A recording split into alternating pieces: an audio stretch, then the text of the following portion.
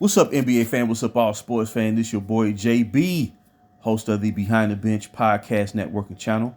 Just want to give a shout out to the rest of the crew, Shy, Kelvin, and Jermaine, along with Kobe Bryant Film Room and Big Dog Sports TV. We want to thank you for tuning in, and we hope everybody's having a happy new year, and we appreciate your support, winning combination, and we would like for you to continue supporting Behind the Bench,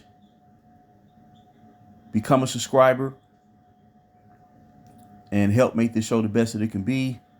And entering the new year, we have over 850 subscribers. We're seeking 1,000 by the end of January, and we have generated over 155,000, 160,000 views. That's amazing.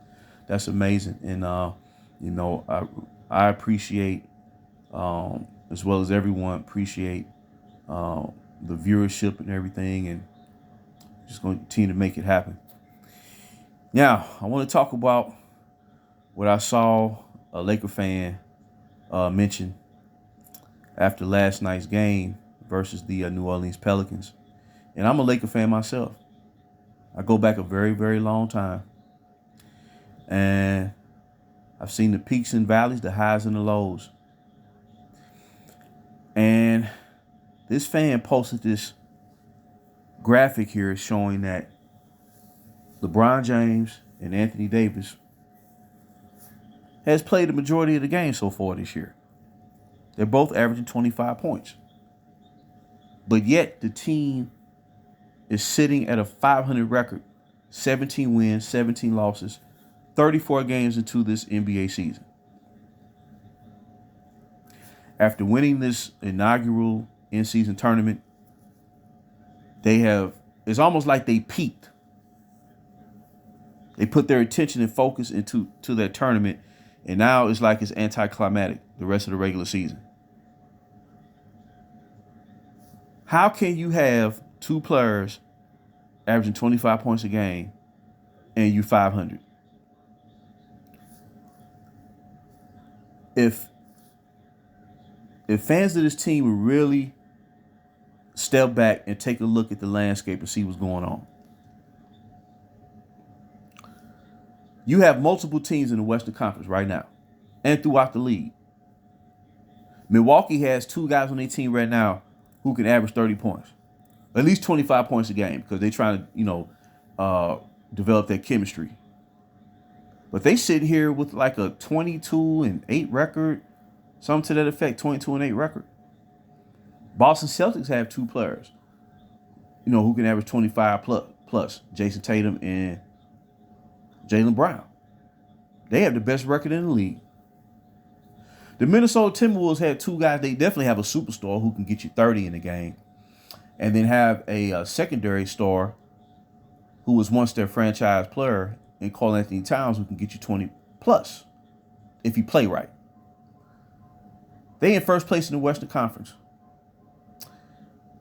The Oklahoma City Thunder has a superstar who can get you 30 a game, and then they have a secondary player who can get you 20 points a game.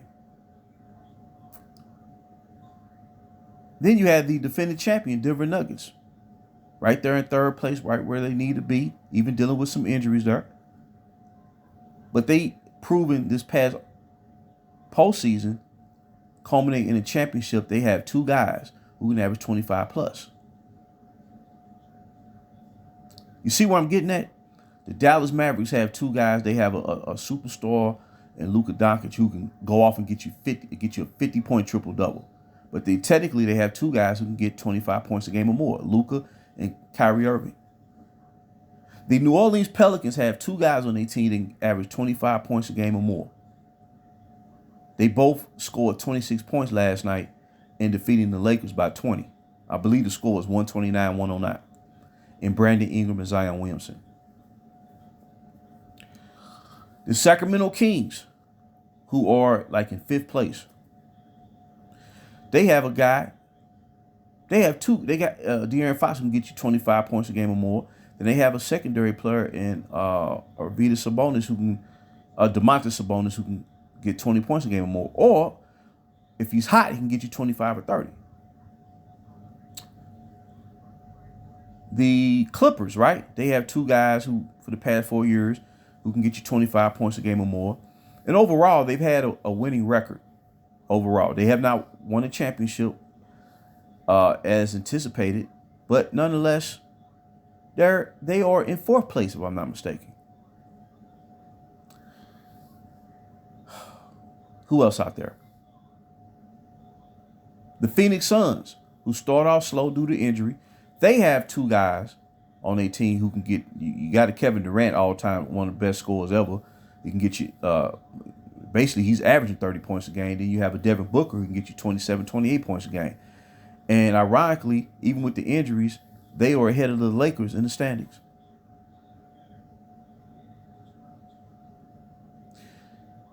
What is the problem? Because this fan is trying to figure it out.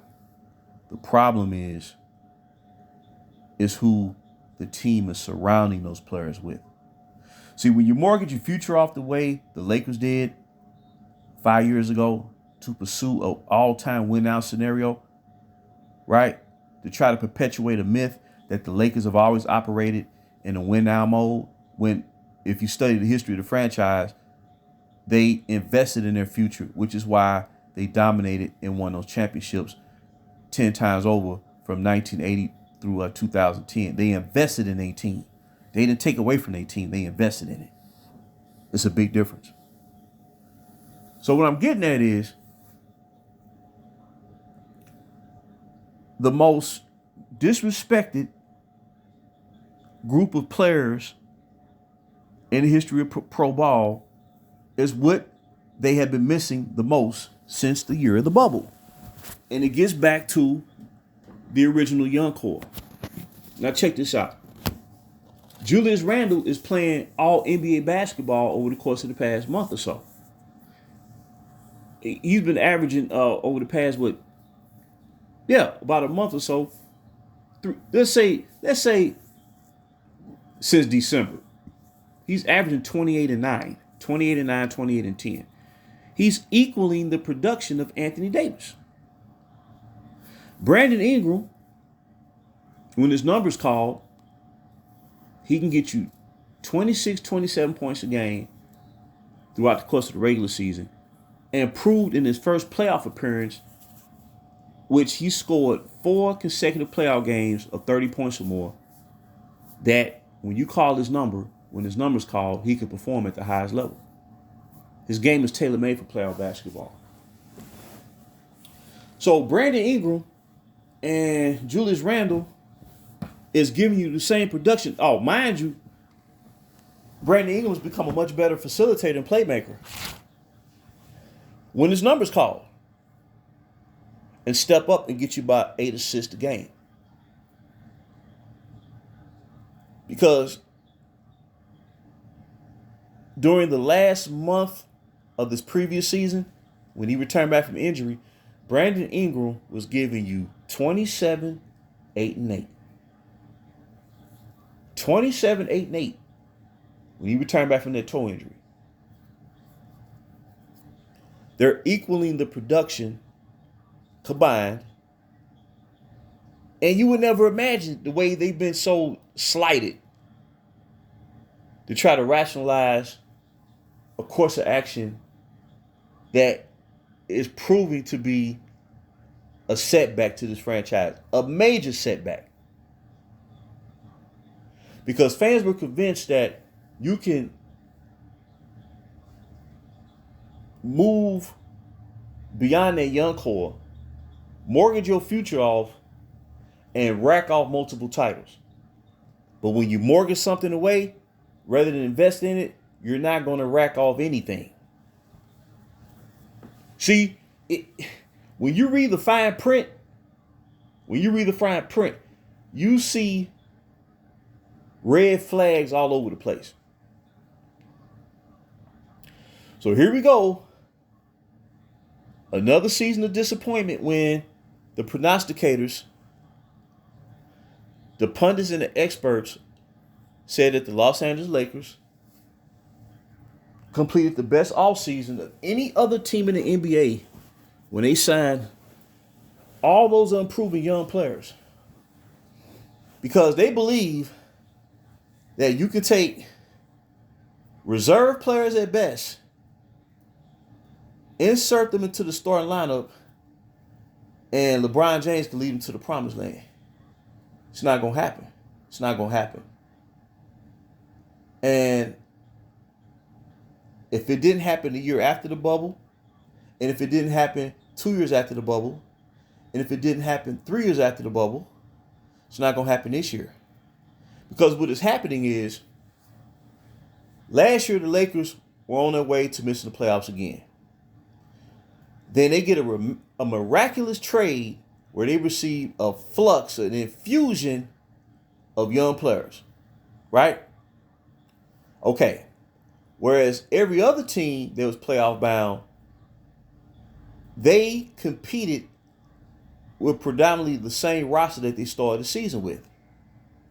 The Lakers, for a brief moment, got the jump on the competition because the league or the opponent did not have the proper time to scout how to attack the team. So now, fast forward 6 months and 3 months into the season, where teams had the time to scout the Los Angeles Lakers and how to attack them, they're right back at square one. Because the majority of those players who they brought to the team were not even starting for their previous team. You see, you can't manufacture a championship team. A championship team has to be built. Now, when you go down this path of winning now, or the player empowerment-driven impulses, and when you win when you're not supposed to win, it creates this confusion as to what's going on. But the simple reality is, when you mortgage that future away, and when you look at what this young core of the Lakers is doing, check this out. Julius Randle scored 38 points, 39 points, and had 9 rebounds tonight versus the Minnesota Timberwolves, who in first place in the Western Conference. Brandon Ingram had 26 points and about, 8 assists, and now he's stepping up his defense like he performed while he was playing for the Lakers, where he had 2 blocks and about 3 steals. Well, when you see his projection as a player and how he's expanded his game to complement his mid-range prowess, because he's leading the league in mid-range points,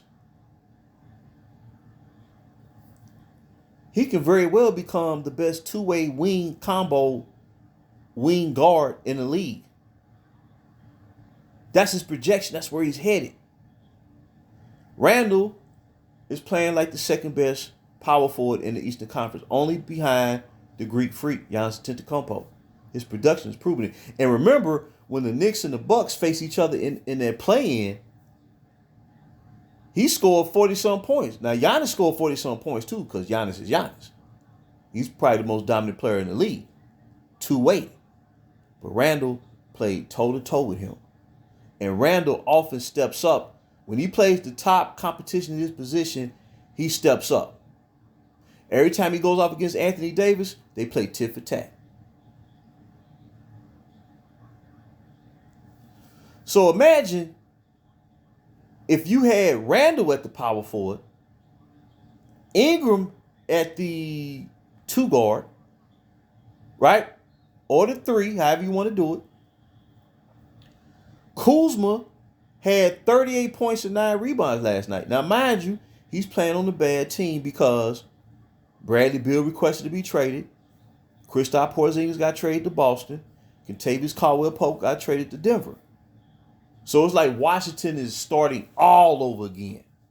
But nonetheless, when Rui Hachimura was playing for the Wizards, he never played at this level. When he had Bradley Beal as a teammate or whatnot. Because Kuzma is the better player. It's as simple as that. So Kuzma was averaging about 23 and a half, 24 points a game this season. Ingram basically is a 27 point per game scorer.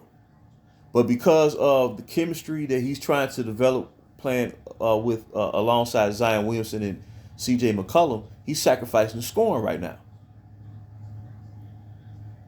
The Pelicans showed, when you look at that contest last night, they the deeper team. They're a deeper team than the Lakers, right?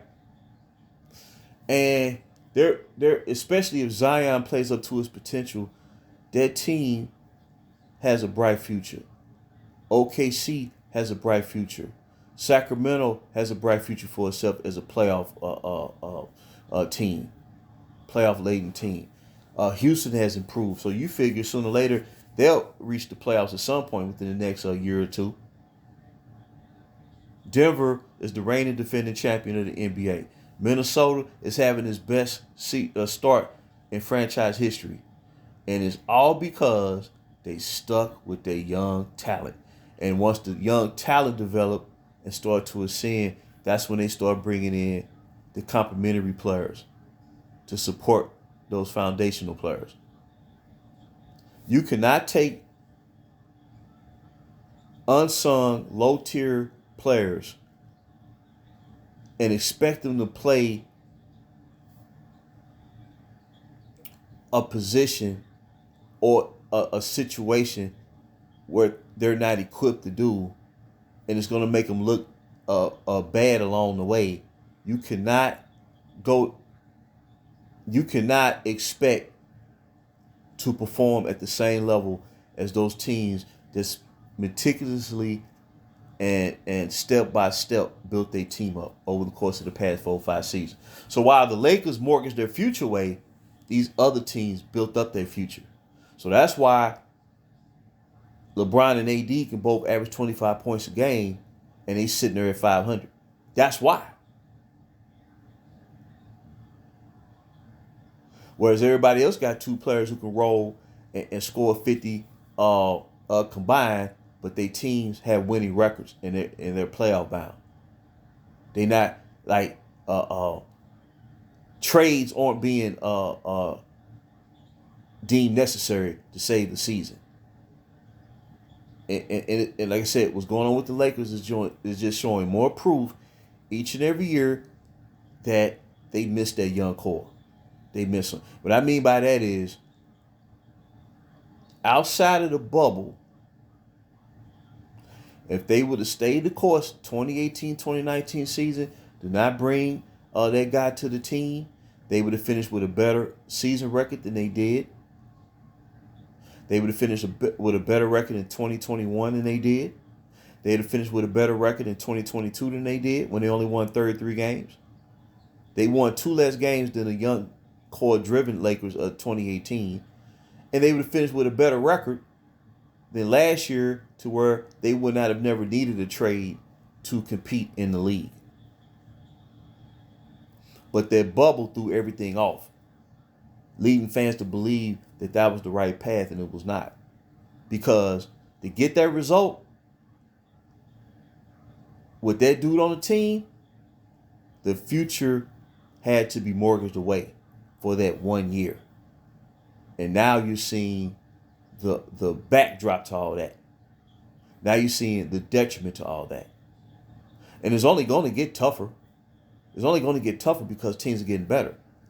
And they got their draft picks. And every year, for the most part, they're continuing to build on what they have by at least drafting 1 player per year. Right? So that's the difference. That's the difference. And the Lakers saw that firsthand last night. Because the New Orleans Pelicans is benefiting big time from that Anthony Davis trade. They've drafted elite shooters of their draft class, elite defenders of their draft class.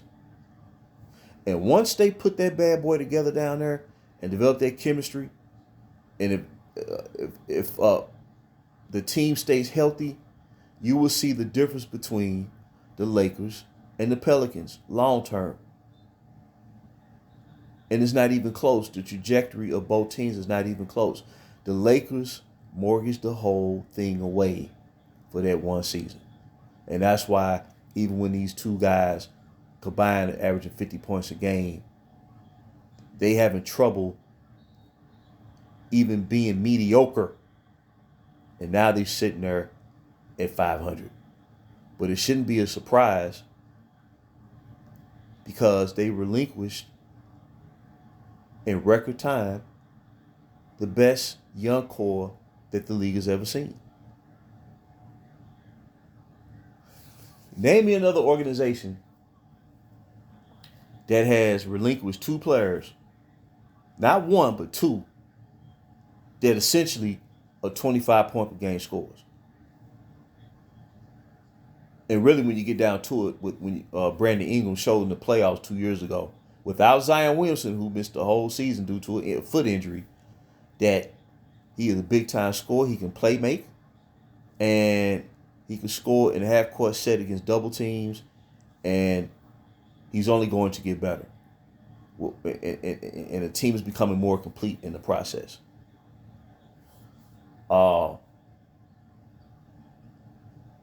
There's no way that the team will be better building the right way and staying the course than what they are right now.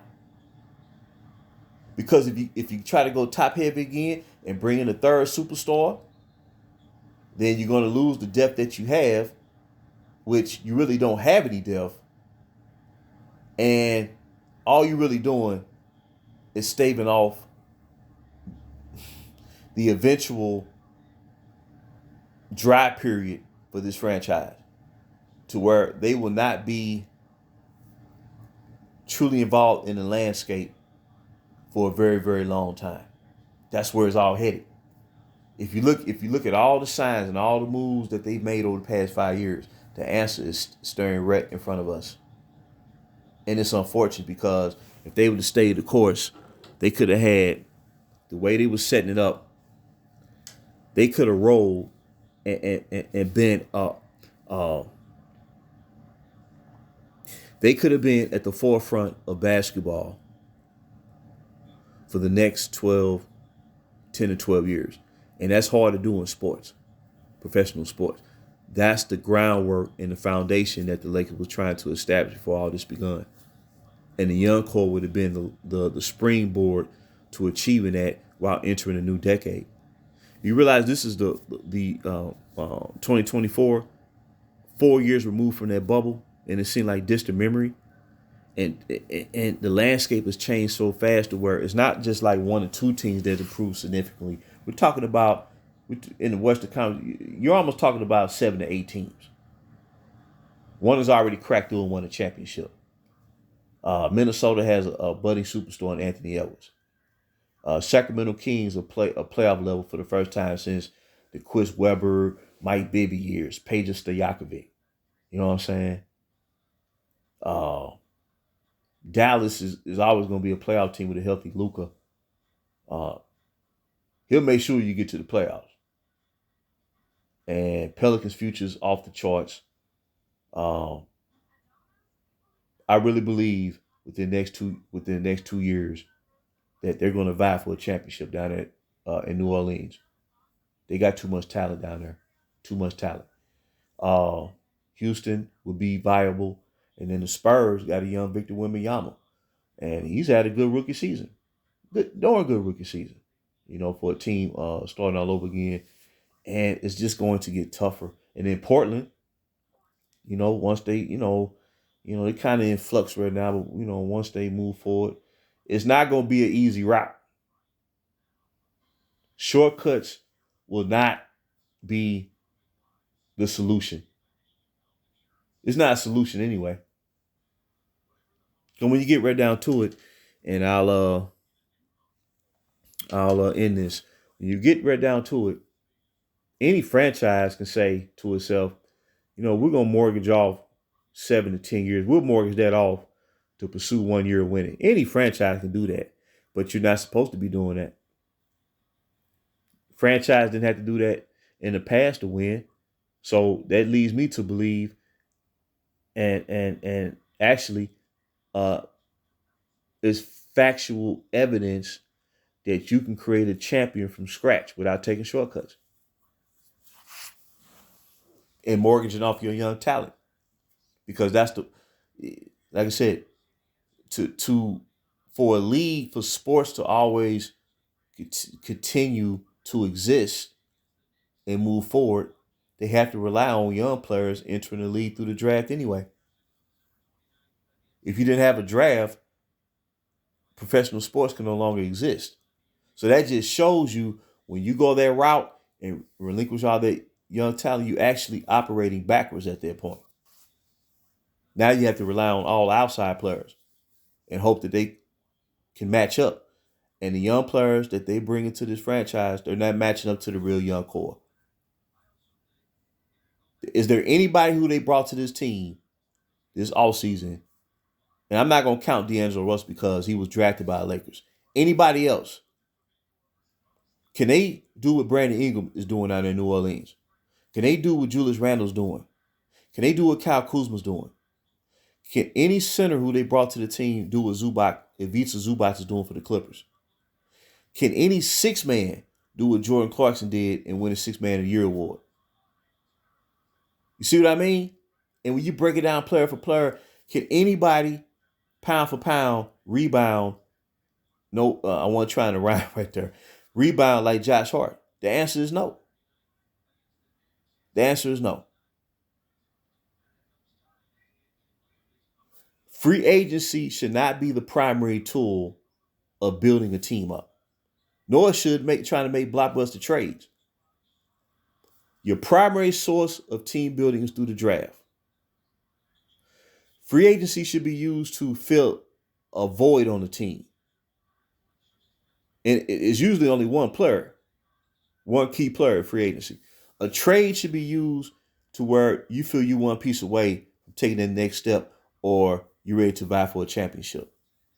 And that's exactly the blueprint that the Denver Nuggets followed in winning their first ever championship last year. It works, but you have to stay the course. You cannot mortgage off your young talent and use them as assets to flip around and try to bring in veteran superstars. Or it will lead to what's going on with the Lakers right now, where they got two guys averaging 25 points a game and they barely sitting there at 500. So it's proven once again the reality of the situation.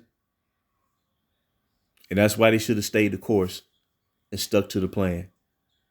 They had it all. All they had to do was just let it grow and build and develop naturally, and it would have been a sight to behold, and fans would have been proud. So I just want to drop that nugget. And like I said, I will be doing a series on the young core in the Los Angeles Lakers and just basketball as a whole. But, as I always like to say, until next time, this is JB for BTB, Behind the Bench.